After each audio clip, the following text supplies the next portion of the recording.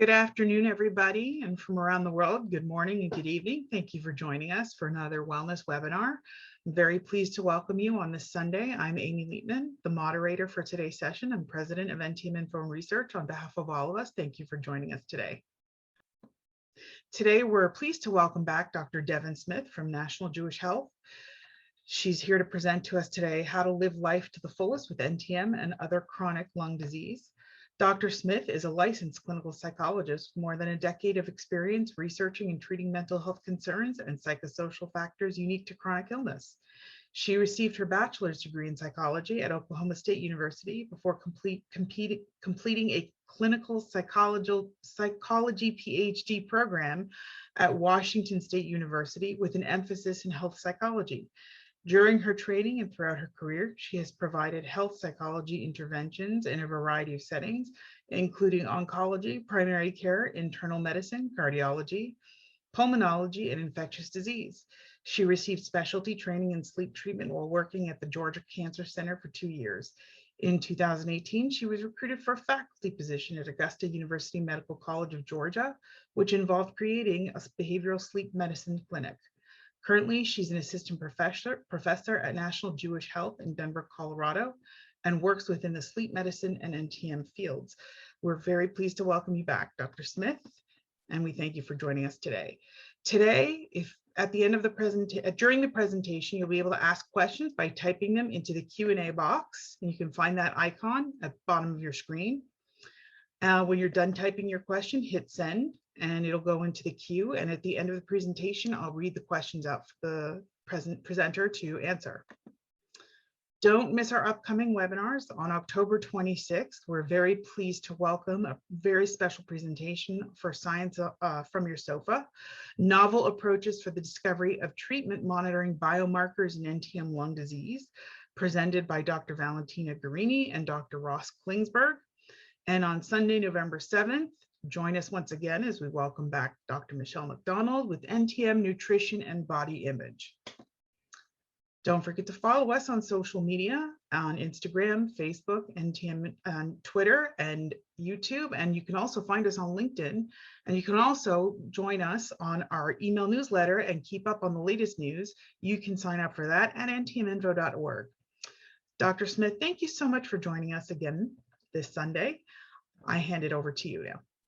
Awesome. Well, thank you for having me back. It's great to be back for another webinar. As Amy mentioned, I'm going to talk today a little bit about how to live life to the fullest with NTM. So specifically, what this really gets at is something that we call value-based living. And so I'll explain exactly what that means, and also a little bit of how to practice this in your life. So what I'll start out with is to go over what exactly values are in terms of value-based living. So how we as psychologists define values and why they're important. So why they're important to your life, and how you can get off course. It's pretty easy for all of us to get off course from our values. And so we'll talk a little bit about how to use acceptance to follow your values, as well as defining your values, or maybe just reassessing your values, and then creating some value-based actions and goals.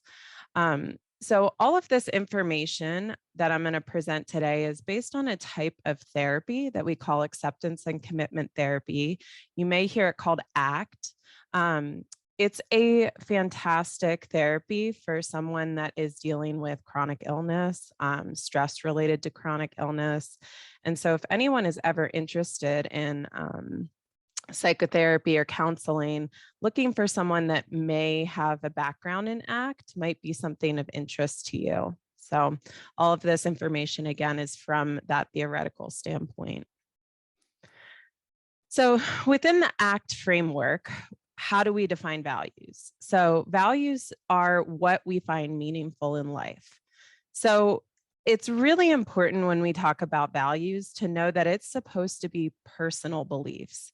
It's not what society thinks you should do. It's not what your doctor thinks you should do. It's not what your husband or wife thinks you should do. It is what you find meaningful in your own life.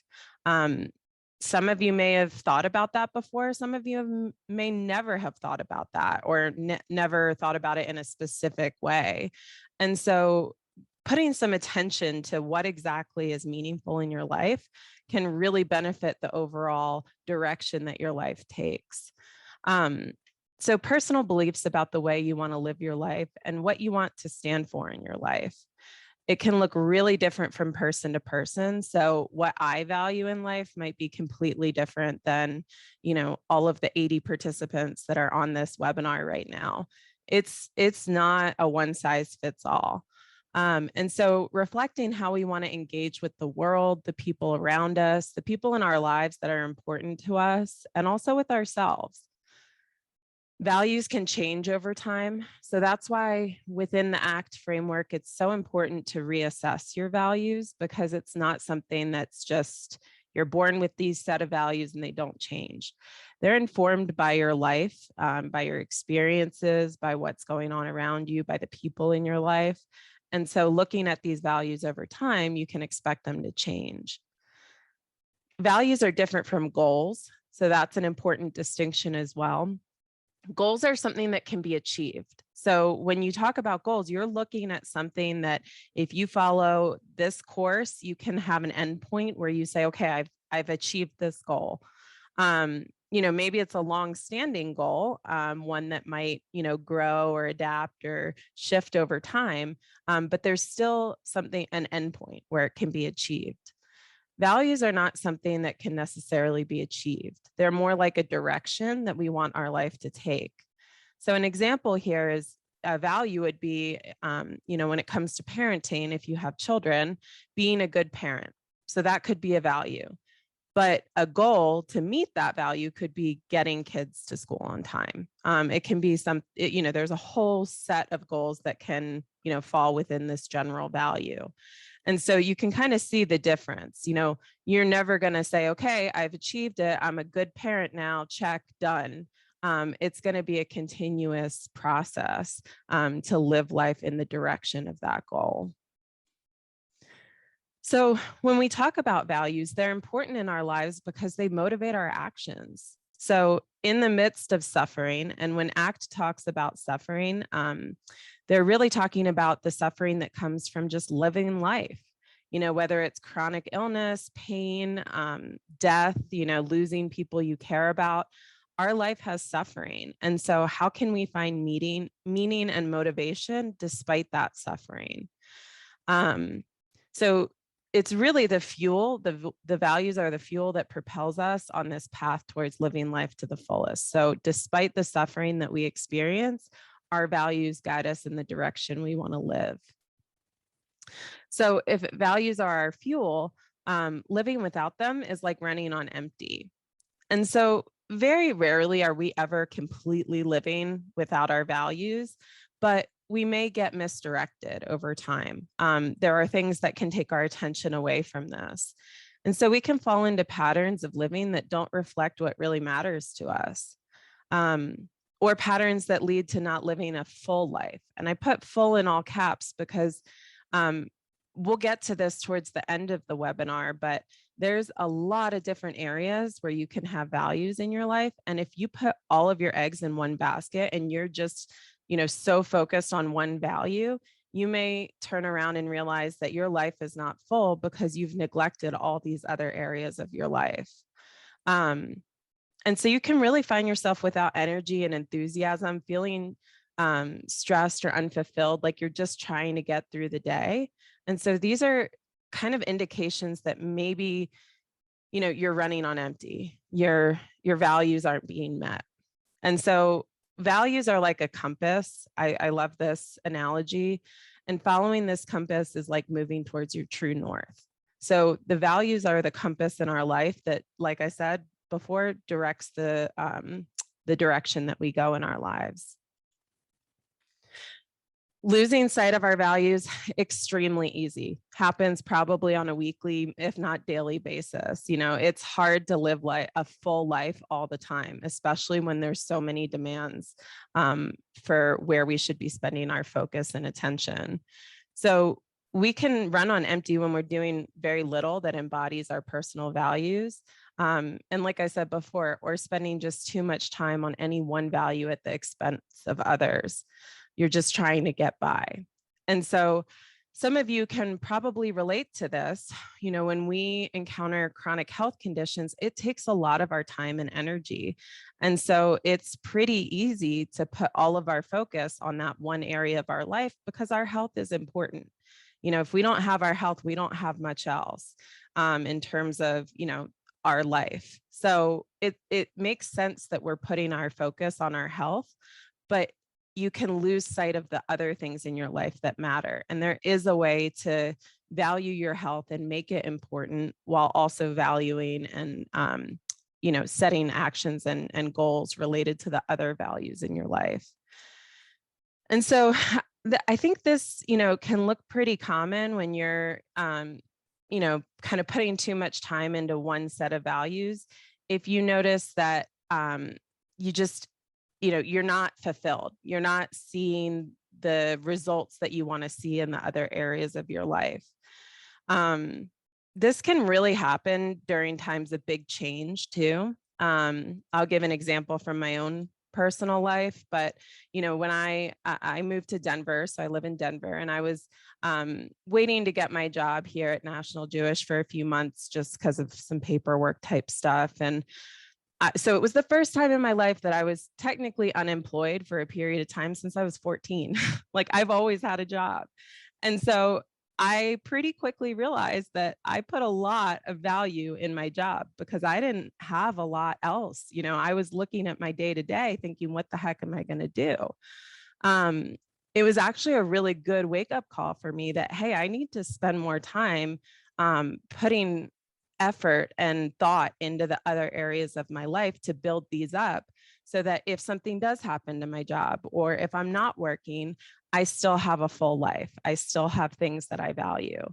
And so I use that example just to show how easy it is, especially when there's big changes in our lives, to realize, okay, we need to redirect and recalibrate.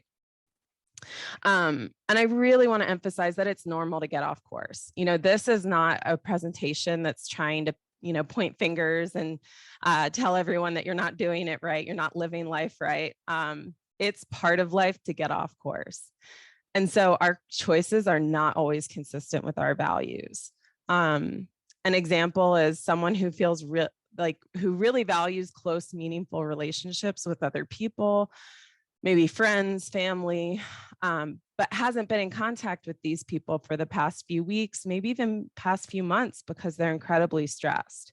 They're dealing with health conditions. They're dealing with unemployment. They're dealing with some sort of stressor in their life that's taking all of their time and energy. And so you can see in that example how, the choice not to call friends or family, because at the end of the day, it is a choice. That is a behavior that you can control. Isn't consistent with that person's values. And so reassessing what you're doing or maybe what you're not doing and asking yourself, is this consistent with what's important to me? When you're down or stressed, it's really hard to stay in touch with your values because of the effort that's required just to make it through the day. When you're struggling emotionally, physically, it takes so much to get through the day that you may not, be thinking about all aspects of your life and these values. And that's why it's so important to do an exercise like what I'll talk about towards the end of the webinar, to reassess your values, to clarify, to define your values. So you don't have to do that when you're feeling down, when you're feeling stressed, when you're, just trying to focus on getting through the day. You've already done that. You already have your values, and it's easier to know what you need to do in those moments when you don't have to think through it.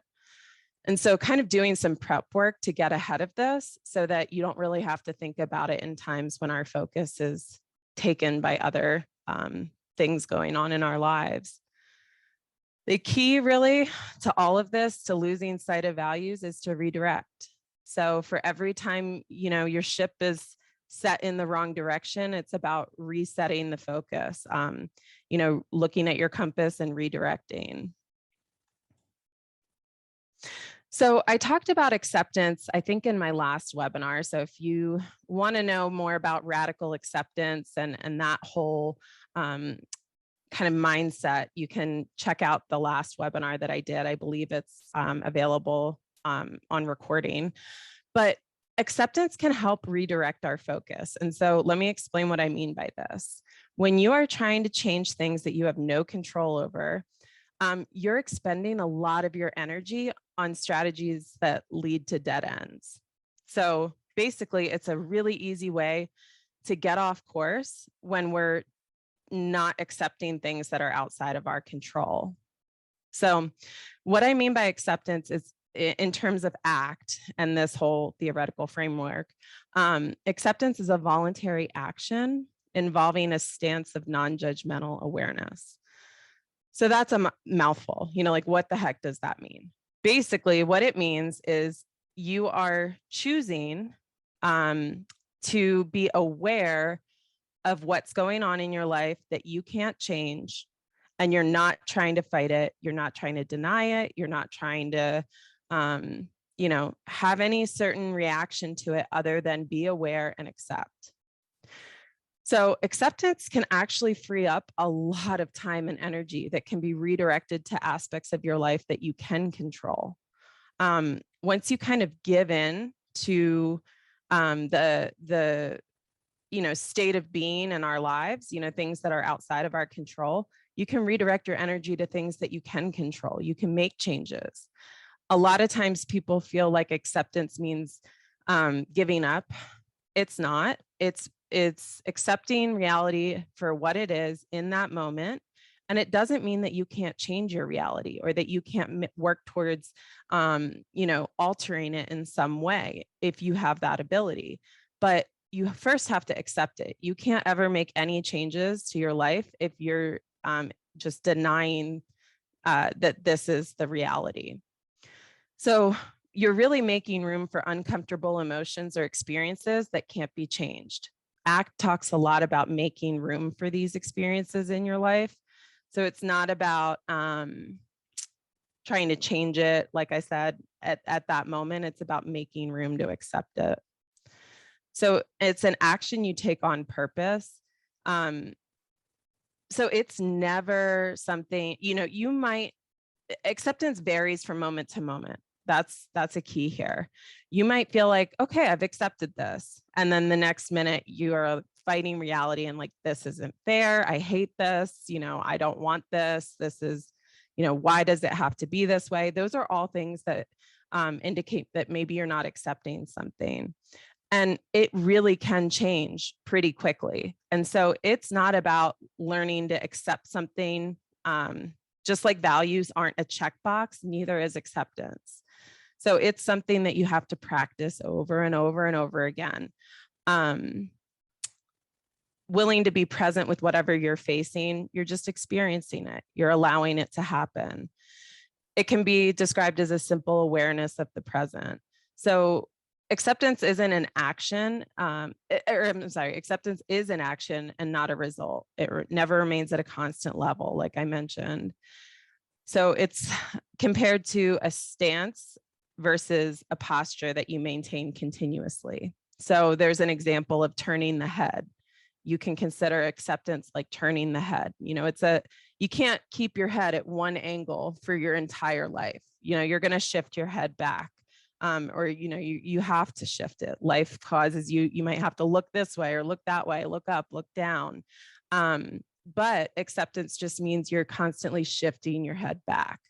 And so, it's not a constant pose, it's a gesture. I know these are kind of they're hard to nail down concepts. And so don't be frustrated if this doesn't make total sense. I think when we get to the exercise that I talk about at the end, all of this will make a lot more sense. What acceptance is not. So acceptance isn't a resignation. It doesn't mean failure. It doesn't mean you're just tolerating something. It doesn't mean you're giving up.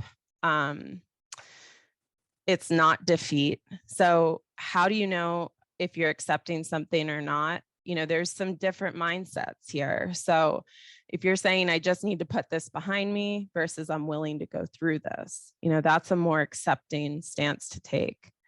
I need to get rid of this, whether it's a, health condition or an emotion versus this is my current reality, even though I don't like it.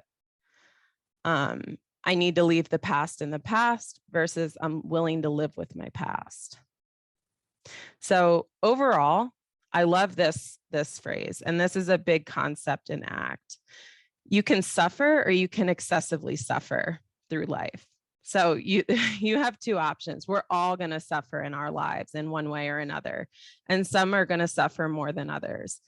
But we do have a choice over whether we're just going to suffer or whether we're going to excessively suffer. So suffering is the original discomfort in response to an event that's unpleasant or distressing. And this unpleasantness and distress is natural and it's healthy if it's not suppressed, avoided, or fought in some way. But you get to excessive suffering when you start to try to struggle to control, eliminate, avoid this original suffering. So now, not only do you have, let's take, for instance, unemployment in my example, not only are you suffering from unemployment, if I was starting to get angry, if I was starting to fight reality, now I'm creating excessive suffering for myself because I'm still unemployed, but now I'm suffering because I'm fighting that unemployment, if that makes sense, versus just accepting this is my current reality. I may not like it, but this is where I'm at right now. That lowers that excessive suffering, and it really does change the way you look at things to free up time to start to direct your focus to other areas. So let's look at an example here. Hopefully some of this acceptance stuff will make a lot more sense with an example. So I'm going to read through this example here, and then I'm going to ask you some questions that I want you to just answer in your head. So let's take an example of Bill. So Bill injured his back while lifting a pallet on the job about 15 years ago. He tried to return to work, but the back pain was too intense. He quit and filed for permanent disability, but his claim was denied. He continued to experience pain daily. He was offered a vocational retraining option by the state, but declined because he didn't feel he could work any job with that level of pain that he was experiencing. So he underwent a spinal disc fusion that initially helped alleviate some of that pain, but eventually left him with even worse pain. So he feels that his doctors have completely failed him. He was prescribed narcotic pain medication and is now dependent on this medication to control his pain, despite the fact that he's still experiencing a ton of pain, even with the medication. His current doctor has refused to increase his dosage again, and Bill is furious that his doctor isn't helping him with the pain. So he really feels failed by the medical system. Bill spends a lot of time at home lying on his sofa, as this gives him some relief from the pain. He doesn't go out much anymore because upright activity tends to be associated with more pain. Bill's wife complains that he doesn't help around the house. He wakes up every day and thinks about his situation, which makes him feel angry because everything seems so unfair. He often yells at his wife when he's frustrated. He doesn't see much hope that his life will turn around unless the pain is somehow eliminated. He's disappointed in himself for not being a good husband and not being able to work. And so maybe some of you can relate to this example. Maybe some of you have someone that you know of that may relate to this example. But Bill was dealt a bad hand. Bill really is suffering. And there's no denying that aspects of his life are completely unfair. So what does Bill have control over? And what does Bill need to accept because it can't be changed? So I'll click through each of these. Like I said, you don't have to, answer or anything, just think about it. So Bill suffered an on-the-job injury. So is that something that he has control over, or is that something that can't be changed and needs to be accepted? So needs to be accepted. He can't time travel and change this. This is a fact of his reality. He was injured on the job. Bill experiences back pain daily. Does he have control over that, or does it need to be accepted? To some extent, it needs to be accepted. There probably are things that he can do to maybe make some changes, but in the present moment, this is his reality. He has back pain daily. That's something that has to be accepted. Bill was denied a disability pension, another thing that needs to be accepted. You know, that doesn't mean that Bill has to like that. And it doesn't mean that it's fair, but he was denied this pension and that's his current reality. Bill has thoughts that he has too much pain at work to work any job, something else that needs to be accepted. Now, notice the difference here. He's not accepting that this is necessarily a reality, that there's too much pain to work. You know, that's something that, you know, that's not what we're looking at here. We're looking at his thoughts. He is having the thought that he has too much pain to work. That is acceptance of your thoughts is something that's also important. So, you know, with health, I'm having a thought that this is really unfair. That's recognizing reality. Your thoughts are valid. Your thoughts are part of your reality. So accepting your thoughts are important. Bill refuses to go through vocational retraining. Is that something within his control or something that can't be changed? Well, this is technically something that can be changed. He can have control over that. He made a choice not to go to that because, you know, whether or not it's true, he really feels like it's not going to be helpful. But that is something more within his control. He can choose whether or not he goes to this vocational retraining. Bill underwent an unsuccessful back surgery that left him with more pain. Again, something that needs to be accepted. That's part of usually your history, your past, your lived experiences. Those are things that have to be accepted. Again, you don't have to like it. And it doesn't mean, you know, you are giving it the seal of approval, but your history is your history and it's something that you can't necessarily change. Bill takes larger and larger doses of narcotics to control his pain. Is that something he can control? It is. You know, at the end of the day, he does have a choice in, you know, how he chooses to manage his pain. He spends a lot of time on his sofa to control the pain. Again, this is actually something within his control. And so you may notice to some of these, you're really questioning whether he has control over it or not, because it can feel invalidating to say this is something within his control. But take away that judgment. Remember that it's non-judgmental. All of the acceptance and realizing what's controllable and uncontrollable isn't about placing blame or judgment on anyone or yourself. It's about, at the very base of things, he can choose whether or not to be on the sofa, even if it feels like he can't because of his pain. It is technically something he can choose. Bill feels angry when in pain. Again, accepting emotion, something that's important. You know, your emotions are something that you have to accept. You know, it doesn't mean that you can't work on having a different emotional reaction, but first you have to acknowledge and accept the reaction you are having.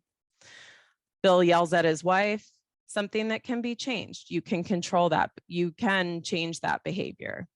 Might be hard, might be tricky, but it is, at the end of the day, something that technically is within Bill's control. And then Bill has thoughts that life has given him a raw deal. Again, acceptance. It's not necessarily about accepting whether or not, or questioning the validity of this thought, but accepting that Bill is having this thought. So hopefully this creates a little bit more understanding towards what has to be accepted and what you can look at with in terms of what can be controlled and what can be changed. At this point, Bill is creating excessive suffering by avoiding important aspects of his life in the name of managing chronic pain. So it may feel like he absolutely cannot do these things, but it's actually making the suffering worse. It's now creating excessive suffering. And so looking at these areas, yeah, there's plenty he cannot change and that he has to accept. But by looking at where in your life you actually can exert some control, you can start to make change. You can start to regain some control of your life in areas that may feel completely outside of your control. So aspects of life that can't be controlled and often require acceptance, some physical sensations, an objective event, act of fate, or external stressor, other people's behavior. We can't control what other people do, or past events in personal history, including chronic health conditions. So accepting that you are living with NTM is something that can actually free up a lot of your time to reevaluate your life and see what is important to you, where you're living your life according to your values, and where you may have some areas of growth. It can also free up some time and energy to be able to reassess what to do about the NTM. Once you're not fighting the reality of your current situation, you can actually start to change your situation. So asking yourself, if you are literally prevented from moving in a direction of your values. So in Bill's example with the chronic pain, does his pain literally prevent him from doing certain things that he values? Does it literally prevent him from getting off the sofa, from spending time with his wife? It may feel like a huge hurdle, and it's more than just feeling like a hurdle. It may be a huge hurdle, but it's not literally preventing him from doing those things. So it might make it very hard or challenging, but you can add value-based behaviors to your life despite unwanted circumstances. And so that's really what we mean when we say living life to the fullest, despite suffering, despite, being dealt unfair cards, like in Bill's situation. So how exactly do we do this? So kind of flipping to the more practical side of things. The first step is to look at what your values are, to really have a conversation with yourself, to have some time to think about this. But once you accept the aspects of your life that can't be changed or controlled, you can check your compass, you can check your values, and you can recalibrate. So there are some common domains that are valued by some people, again, not for everyone. So this is not about an exercise of trying to tell you what you should value in your life. It's just gives you some guidance so that you're not starting from scratch. So this is something that I can absolutely share so that you all can have a copy of it. But these are some domains that are valued by some people. Again, not everyone is going to value every single thing on this list. But basically what you want to do is you want to sit down and you want to think, if you left aside obstacles, so not thinking about what you have going on in your life. So just thinking about, if everything was perfect and you had no obstacles, thinking about what's most important to you, and what you think makes a meaningful life that you could value. So we can have goals within these values that guide us. So some examples here, family relations. What's important to you in your relationships with your families? What kind of mother, father, brother, sister, uncle, aunt do you want to be? Marriage or couples or intimate relations. And something that they talk about is even if you don't have the relationships or the situation that you want in the current moment, you can still have values related to this. So even if you're not in a relationship at the current moment, a romantic relationship, you can still have values if it's something that's important to you. If being in a romantic relationship is not important to you, then maybe you don't have values in this area. but it's not automatically, it's not that it automatically doesn't apply to you if you're not currently in a relationship. You can still have values that can guide your future directions. Parenting, friendships, social relationships, employment, education, training, personal growth. So how do you want to grow? This can be different from just employment. This can be after retirement. What kind of skills do you want to develop? What's important to you? What do you want to know more about? Is learning something that's important to you? Recreation. How would you like to enjoy yourself? What relaxes you? When are you most playful? When do you have fun? And you might realize as you're doing this that some of the ways you can meet these values might have to shift given your current circumstances. So maybe for the recreation area, you really enjoy the outdoors. You love physical outdoor activities. If you're living with NTM, there may be times when it's not possible to do a huge, or it's not realistic to go do a huge hike, something really that's going to take a lot out of you. But how can you still live your life according to that value? If you value nature and being outside, there's a lot of other ways you can meet that value. Maybe it's not exactly the same. And part of that is accepting that in the current reality, you can't do what you used to be able to do. But once you accept that, you can look at other ways to meet that value. Spirituality. So this can be religion, or it can just be general spirituality. And again, maybe this isn't an area in your life of value. So it's not saying that you have to have a spiritual element in your life to live a full life. These are just examples. Citizenship, community, and then physical well-being. So if you look at this example for all the different areas of your life where you can have values, if you are focusing entirely on your physical well-being, look at all the other areas of your life that may fall by the wayside. There's a lot more to your life than physical well-being. This might be a super important area, but that doesn't mean that you don't have values in other areas of your life. And so what you want to do is, for each of these domains, you can write a quick summary of your values. So for example, here they said to live a healthy life and take care of my body. For physical well-being, that's what their value is. Or to be a good friend to people who need me and to enjoy time with the people I love, for friendships. And so when you fill these out, what you want to do is you also want to rate how important it is to you on a scale of 0 to 10. And in fact, I kind of like, when I do this with patients, I like to have them rate this first, because it can guide where you need to actually fill out values. Because if one of these values is 0, you don't need to be thinking about, what your value is. So for instance, if parenting, if that's not a value for you, you don't want to be a parent, or you aren't a parent, you can put a 0 there, and then you don't have to focus on that value or trying to figure out what it is.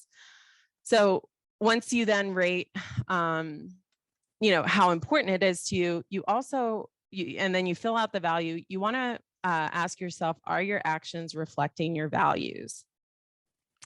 So rating how effectively you're living your life by these values right now.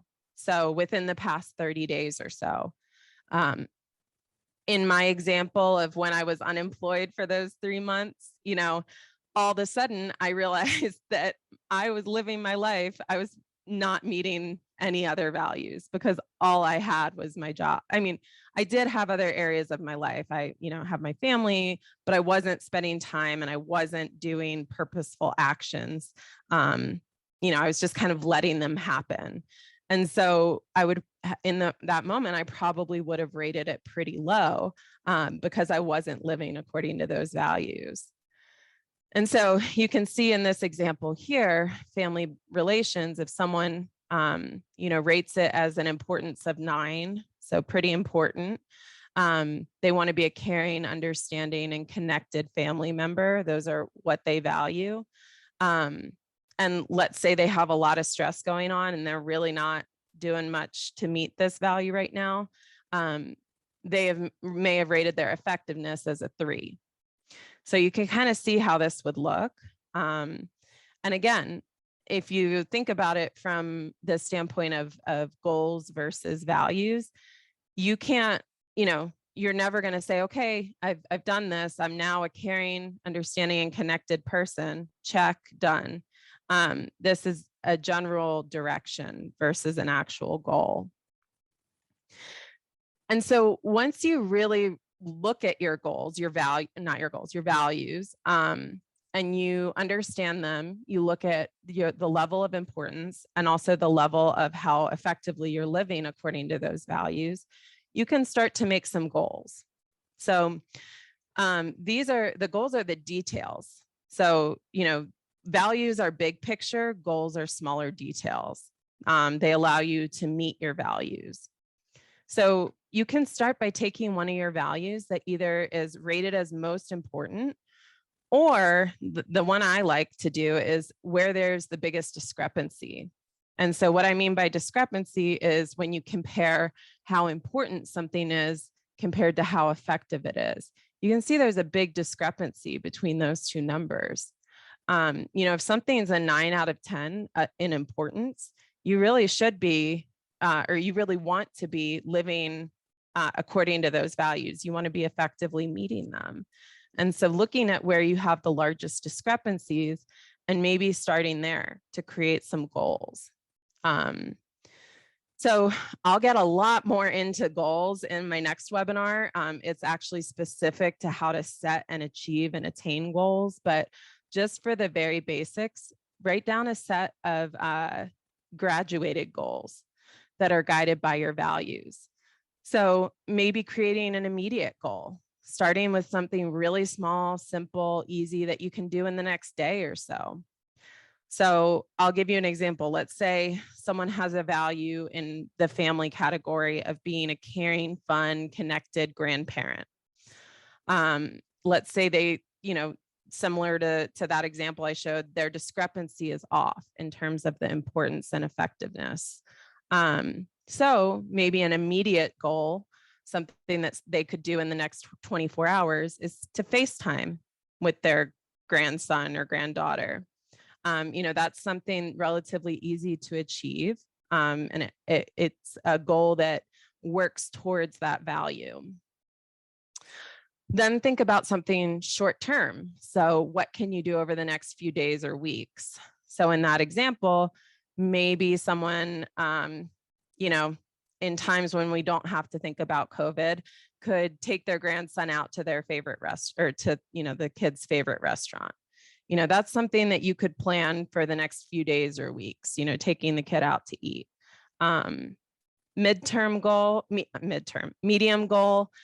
something that can be done over the next few months. A lot of times this can be trying to set a repeating goal, or a repeating pattern. So, I'm going to make a goal to call my grandson at least once every other week over the next 6 months, regardless of how I feel, regardless of what's going on in my life, even if that call's a 5-minute call just to say hi. Then you've set in place a goal that can be met over the next few months that's going to consistently allow you to work towards that value. And then it's always good to have some long-term goals. So what can you do over the next year or more?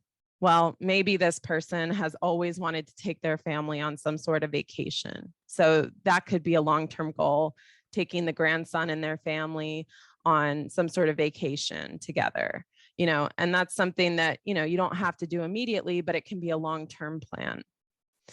And so really you're just looking at how you're living your life, how you want to be living your life, and how you may need to reassess and recalibrate.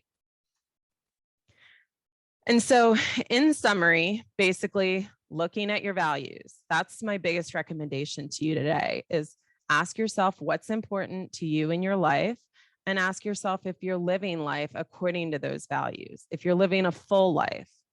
And if not beating yourself up over it, but finding your compass and redirecting.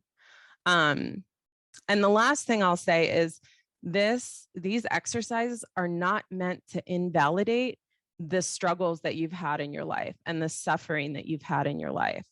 A lot of times I think people can feel like it's invalidating to say, oh, you need to make changes even though you have XYZ going on in your life. It's about making room for reality and then living your life despite that suffering, because you can live a full life regardless of the suffering, or even with the suffering. So it's about making room and then recalibrating. And so, like I said, I'm happy to share these slides or these handouts if that would be helpful to people. And otherwise, I can answer any questions. Thank you very much, Devin. Now is the time to start dropping your questions into the Q&A box, everybody. I do believe I don't see any open questions yet. Maybe no one has questions. Everyone knows how to live their life. Fantastic. Everyone's allowed. Oh, yes. Okay, we have a request. Please send the slides. Definitely, Absolutely. we will send the slides when the video is published. We will definitely add the slides to a link to the slides to that and to the handouts. We will make sure the handouts are included as well. Yes. Obviously, patients really love this presentation and found it very informative, because those are the questions we're getting. Can they have the slides? And totally. Yeah. The handout. Okay, great. And I also, with the slides, I'll also include it. You may have sent this out before, but I actually have a number of different book recommendations that really look at ACT and kind of acceptance and living life according to values that are super, they're user friendly. They're not all, psychology terms. And so I can include some of those recommendations too. Wonderful. Yeah, we actually do that. We also have a monthly newsletter, and we've actually sent out your reading recommendations on that as well. So people are getting their reading recommendations. Do you have a date for your next webinar? Yes, Vicki, she does. Helga, I will ask Helga to drop that date into. I think it's November 14th. November 14th. Thank you. Yes, it is. Yeah. So November 14th. So make sure you're there, and we'll be opening registration soon. Okay, we have a few questions dropping in here now. So let's start. How do you know the difference between your values and just what you feel guilty about? Okay. It's always so hard with these questions because I always want to ask more questions about the questions. So you feel free to ask those questions, and we'll encourage the person who asked that question to drop that background information into the Q&A. So I think what that person might be getting at is like, what is values versus what is other people's values imposed on them, maybe about what they're, that would cause some guilt, like, oh, I should be doing this, I should be doing that.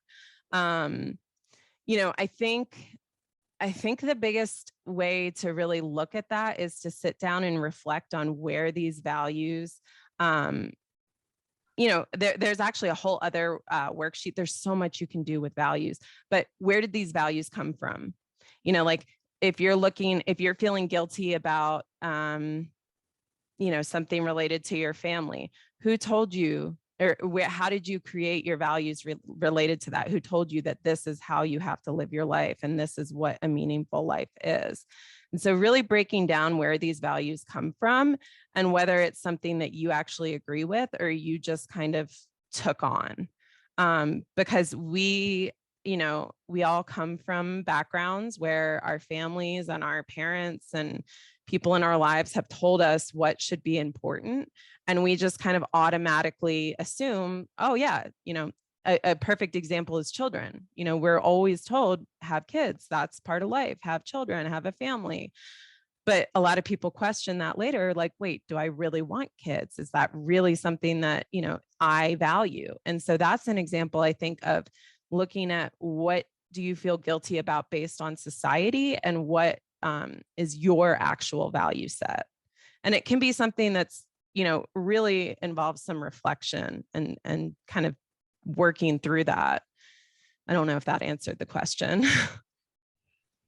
Okay, well, we'll see what else gets dropped Yeah, in. Can you be more specific about how to reach acceptance? sure. So, acceptance, I want to point out first and foremost, is never something you totally achieve. So just like I mentioned before, it's a constant recalibration. So turning the head, constantly, working on that stance versus maintaining a pose forever. So you can work towards acceptance without ever fully 100% accepting something. In fact, that's a much easier, less daunting task. Just to know that, you have to continuously work to refocus and accept versus you must learn to accept this for all time. That's not a realistic expectation for anyone. So working on that acceptance, I really encourage you, if you haven't looked at or you weren't able to listen to last month's webinar, I believe it was the stress management one. I have some slides on radical acceptance that talks about some ways that you can incorporate trying to be more accepting in your day-to-day life. It's about accepting reality for what it is. Like, it is what it is, and this is it. This is my life, and this is what is going on. And it's maybe just even a constant reminder that you have to give yourself. And that's actually how you practice acceptance, is constantly reminding yourself. Okay, thank you. Here's a question. How do I accept that my husband has dementia and I have bronchiectasis, so he can't understand why I cough all the time? It's making it hard to deal with him. Do you have any suggestions? He makes me feel like I'm coughing just to irritate him. Yeah. So definitely something that, I think that gets into accepting that we can't change other people's behavior. And then there's the added layer of, someone with dementia may not remember the explanations that you're giving them long term. And so coming up with a way not to feel guilty, not to feel angry, just to accept reality for what it is. My husband is annoyed with my coughing, or my husband doesn't understand my coughing, accepting that. And then maybe reminding, giving him reminders. I can't help it. It is what it is. Or even I talk about this all the time. It is healthy to set boundaries. Removing yourself from a situation, if you're in high stress, does not make you a bad spouse, does not make you a bad parent. You need yourself those boundaries and remove yourself from situations, if you need some space. Totally okay. Okay, here's a comment, not a question, just wanting to tell you on this Canadian Thanksgiving how very grateful I am for not only this terrific webinar, but all the NTMIR webinars. And yes, happy Thanksgiving to my fellow Canadians out there. Yes, happy Thanksgiving to everyone in Canada. Thanks for joining on the holiday. Yes, thank you. Another question, how do you deal with envy?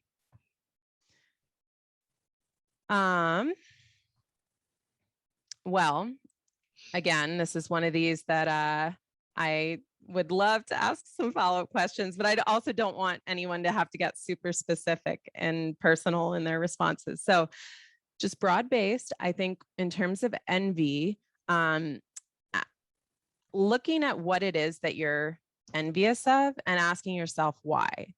So, maybe, someone is envious of someone else's family, or someone that doesn't have, a certain condition that they're dealing with.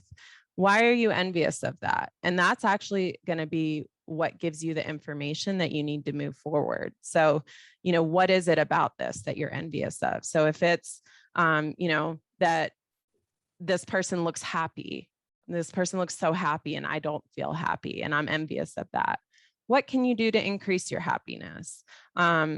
It doesn't have to be mirroring this person's life, but if you look at kind of the underlying rationale for that feeling, you can start to make change. Also, accepting that envy is part of life.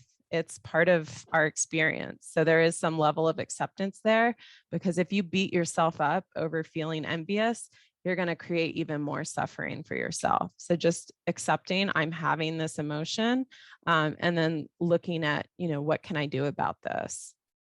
Thank you. Yeah, I just want to add one comment.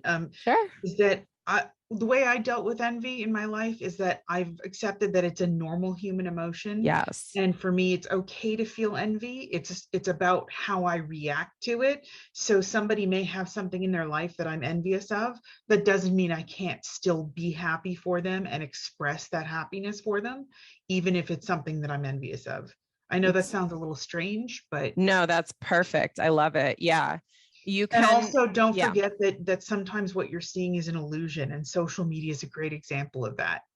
Hmm. I would say 95% of the time, the things that you're seeing about people's lives when they post online about how wonderful their life is, it's not necessarily the case. So remember that Totally. what you're seeing is the surface, and unless you're living their life, you don't necessarily know what their life really is. And you may be envious of something that is an illusion and it's not real. So um, Absolutely.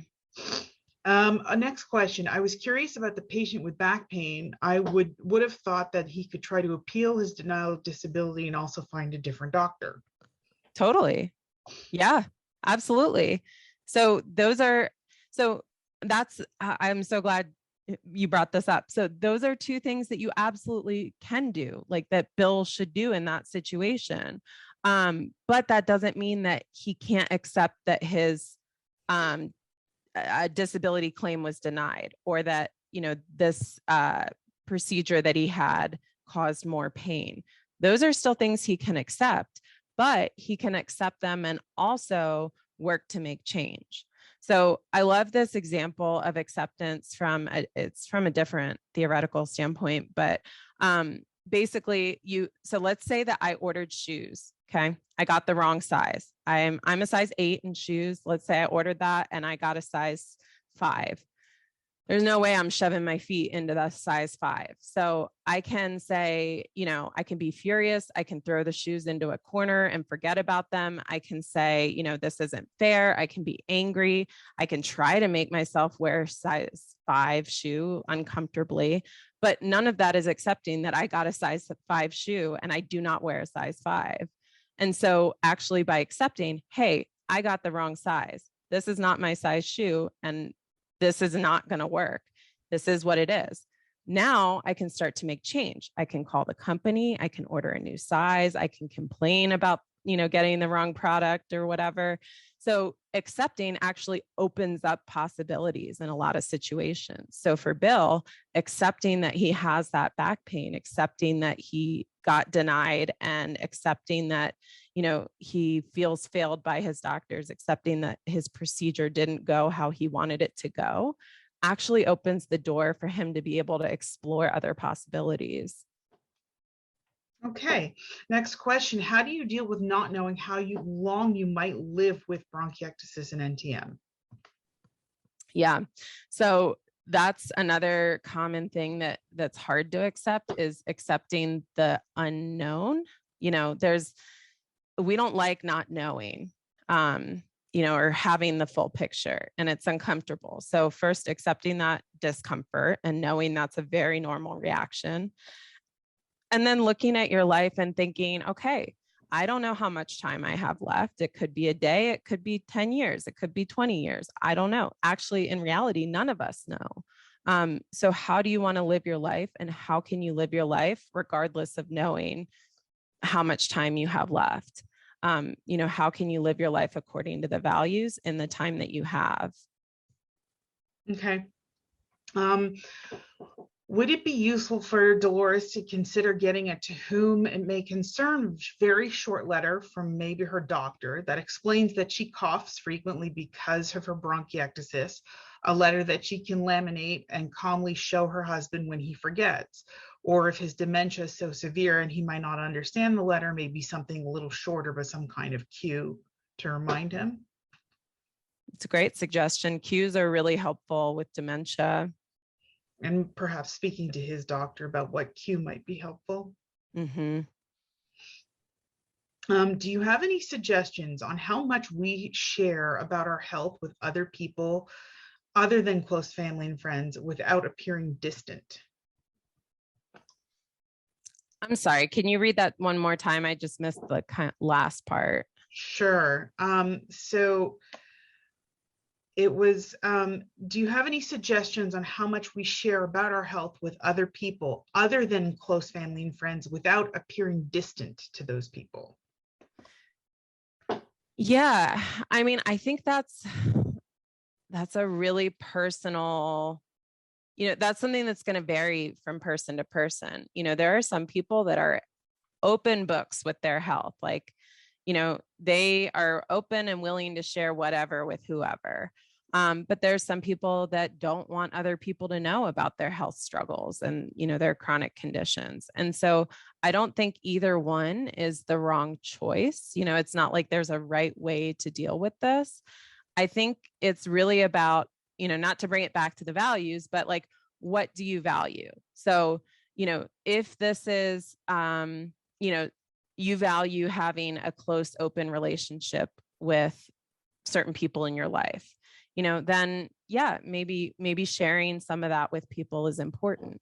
But if part of that openness is not something that's necessarily a value, maybe it's okay to be more private with it. So I think really reflecting on what's important to you and how much you need to share to be able to kind of meet what's important to you. And I think also telling people that you don't have all the answers. So a lot of times when we share things about our health, people have a lot of follow-up questions. And so just being open from the beginning, like, hey, I have this going on, but I don't know all the answers. I'm still trying to figure it out, but I just wanted to let you know. Here's how it's impacting me. Here's how it might impact, our relationship. And yeah.